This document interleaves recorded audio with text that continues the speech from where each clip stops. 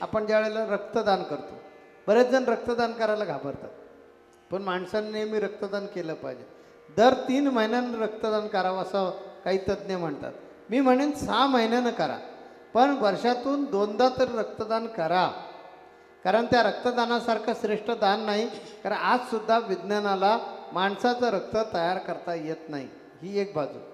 पण त्याच्याबरोबर ते दान करत असताना तुमचाही फायदा आहे, आपलाही त्याच्यामध्ये फायदा आहे. कारण आपण आपल्या शरीरामध्ये असणारं जे जुनं रक्त आहे ते दानाच्या माध्यमातून बाहेर देऊन टाकतोय. म्हणजे काय करतो, आपल्या शरीरातलं जे आजारपण आहे किंवा जे अकार्यक्षम थोडक्यात रक्त झालेलं ते आपण शरीरातून बाहेर काढतो. निसर्गाचा नियम आहे बघा, वादळ केव्हा येतं बघा, की ज्या ठिकाणी कोरडी हवा होते ती हवा मोकळी म्हणजे पोकळी निर्माण होते, कोरडी हवा निघून जाते.